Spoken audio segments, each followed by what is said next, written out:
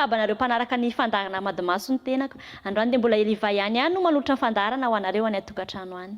Lefitsika androany moa dia hiova kely amin'ny mahazatra indray fa iresaka manokantsika mahakasika ny lalam-panorenana.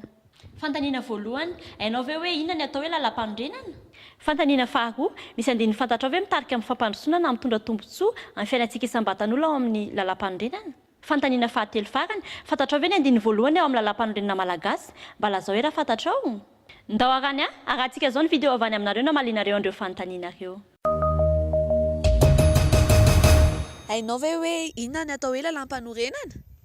Ny lalam-panorenana zany dia rafitra anankiray entina mandamina ny tontolo rehetra zany indrindra moa zany fifandaminan'ny androm-panjakana anatin'ny firenena anankiray. Dia satria moa Madagasikara zany firenena dia misy lalam-panorenana izy ary lalam-panorenan'ny Repoblika Faefatra izay lany tamin'ny Desambra 14 no ampiharina amin'izao. Ny lalam-panorenana zany dia lalàna apetraka ho an'ireo mpitondra eto amin'ny firenena. Izay angamba ny ambangovangony. Atao hoe lalam-panorenana lalàna natao hifampifehezana ny mpitondra sy ny fitondram-panjakana. Lalam-panorenana dia rafitra ifampitondrana eo amin'ny fanjakana. Zay. Zany hoe rafitra ifampifiezana zany eo amin'ny fitondrana zany izay no lalam-panorenana raha ny fahalalana anazy.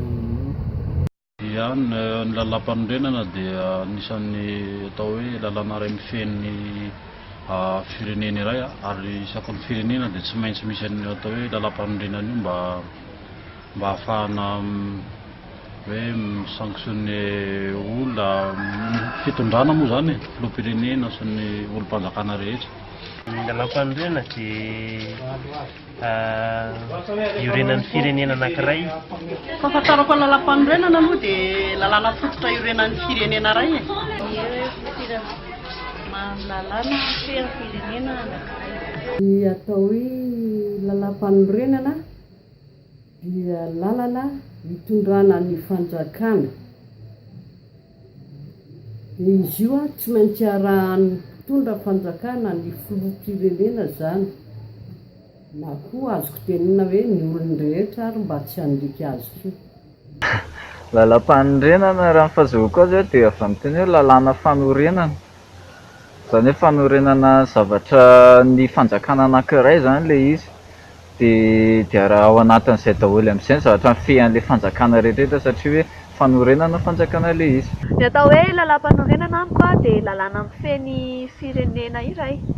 Amiko aloha zao ny atao hoe lalam-panorenana dia rafitra natao hifehezana ny fitondrana-panjakana.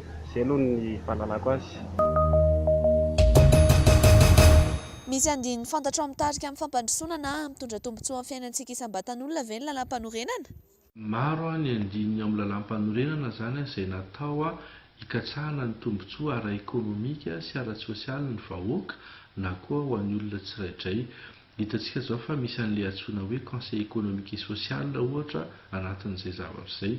Hitantsika ohatra hoe misy an'ilay HCDED, le Haut Conseil pour la défense de la démocratie et de l'état de droit, izay miaro koa zany ny fahafahan'ny olombelona rehetra eto Madagasikara.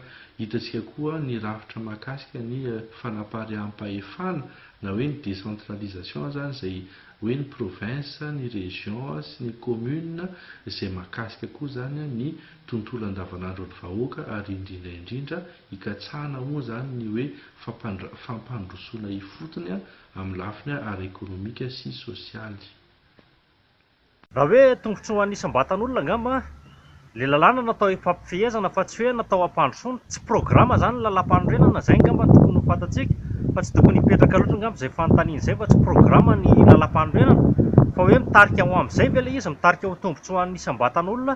Dia izaho aloha tsy dia mahita loatra hoe miteraka fampandrosoana le lalam-panorenana fa hoe fampifehezana amin'ny ankapobeny angamba ilay izy.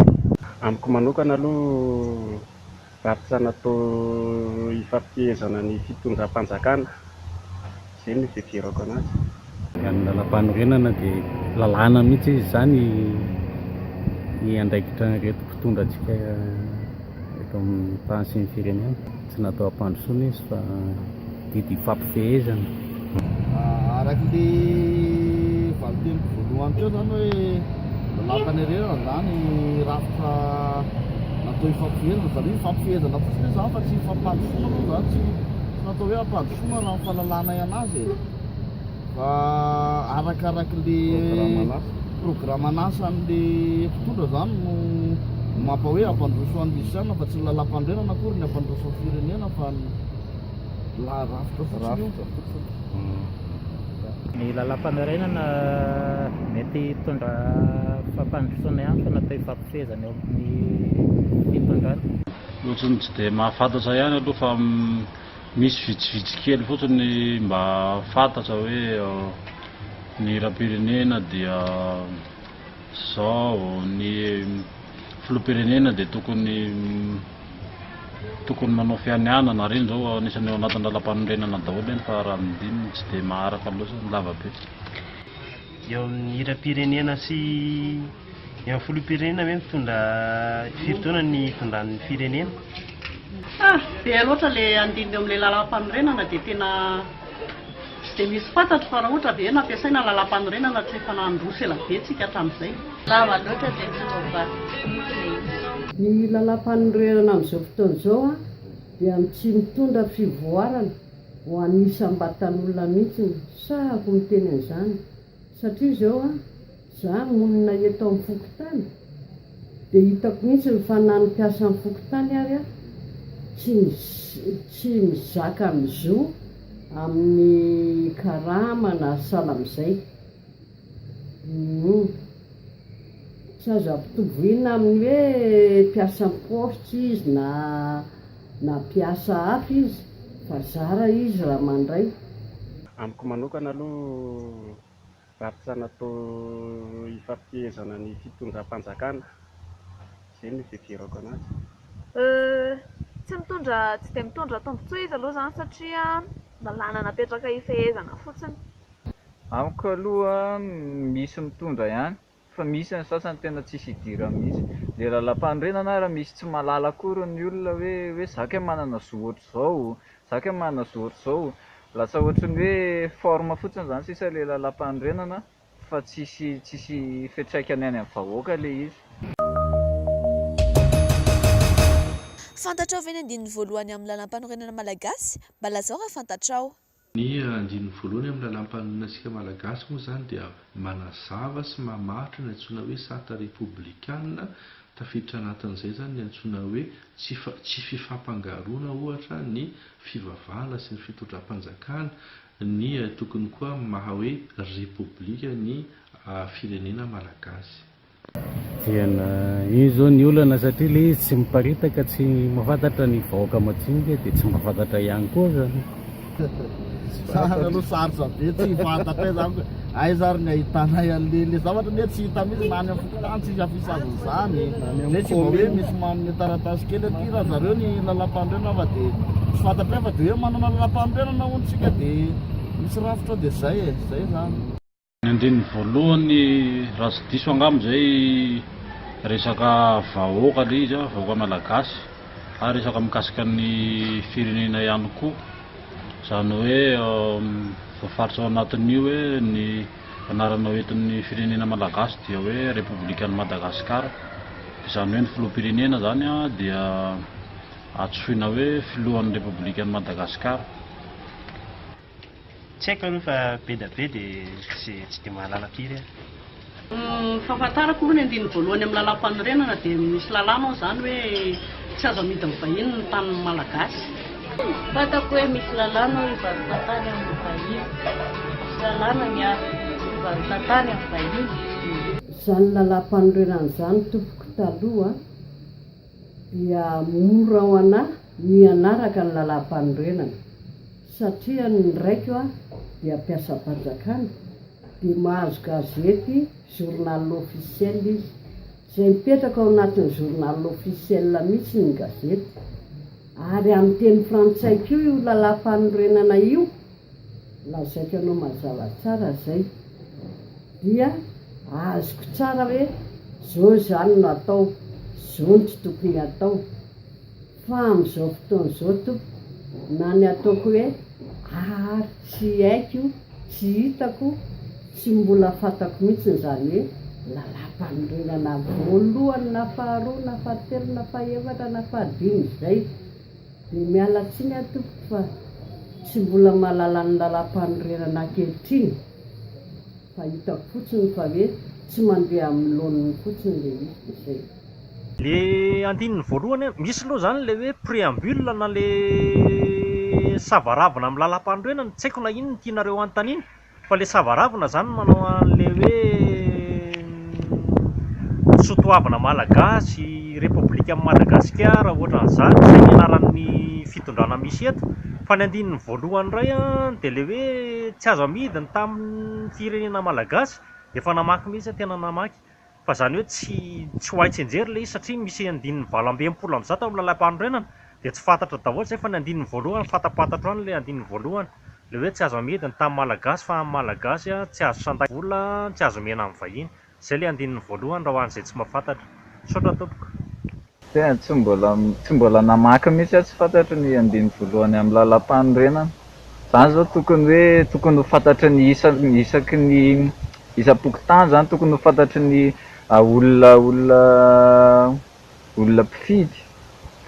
De nefa tsy le izy lasa ambony be fotsiny nefa le vahoaka ambany be tsy raharahiny vahoaka an'le izy akory zany nefa le vahoaka tokony voakasika voalohany amin'le izy satria hoe lalam-panorenana le izy. Eny fantatro fa tsy tadidiko. Raha amiko manokana aloha tsy fantatsay vahoaka mihitsy le izy satria tsy miparitaka le izy moa tsy miparitaka eraky ny fokotany zany le izy de tsy hitanay le izy hoe inona tokony hafantaranay le izy. Raha ny valiteny avy any aminareo moa dia be dia be nareo no miteny hoe tsy hainareo ny atao hoe lalam-panorenana fa misy ihany koa nefa namaly dia niteny hoe lalam-panorenana dia zo fototra iorenan'ny firenena anankiray.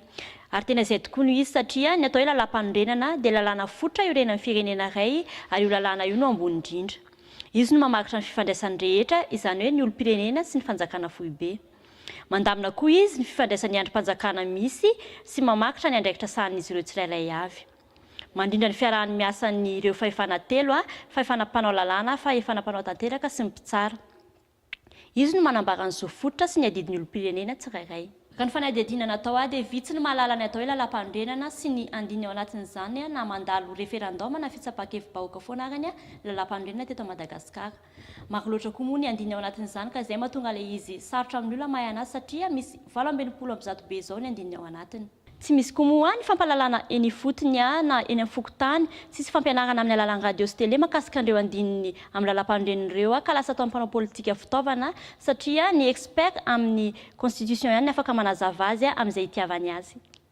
Nankabeazan'ny olona zany dia tsy mahalala akory ny votoatin'le lalam-panorenana fa dia mifidy anjambany fotsiny satria tamin'ny fitsapakevim-bahoaka farany teo zao izay natao tamin'ny 17 Novambra 2024 dia lany tamin'ny salanisa telo amby 7 isan-jato ny eny. Any amin'ny firenena hafa nefany tsy misy ny lalam-panorenana na andininy 10 monja fa dia mandroso soamantsara ilay firenena.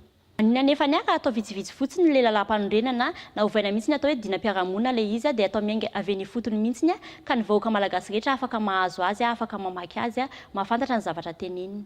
Ny andininy voalohany amin'ny lalam-panorenana moa dia nangatanareo mba ho vakiana eto dia izao vakiana izao. Firenena iray ny vahoaka malagasy ka mivondrona ho fanjakana maso-mandidy tokana repoblikanina ary tsy mifangaro ny fitondram-panjakana sy ny finoana. Repoblikan'i Madagasikara no anarana eto ny fanjakana io. Ny demokrasia sy ny feno-kevitra momba ny fanjakana tandalana no fototra iorenan'ny repoblika. Eo amin'ny faritra ny tany no maso-mandidy azy. Tsy misy mihitsy mahazo manohitoina ny maha iray tsy hanombinana ny tany repoblika. Tsy azo amidy na atakalo ny tany-pirenena. Ny fomba sy fepetra fivarotana sy fampanofana tany ho an'ny vahiny dia voafaritry ny lalàna. Izay indray masaka azo natolotra anareo androany mandresa anjara foana fa efa mivoaka amin'ny page Facebook Madimaso indray no hevitrintsika manaraka. Ny fandraisanareo anjara moa dia afaka ataonareo amin'ny alalan'ny commentaire sy amin'ny alalan'ny vidéo.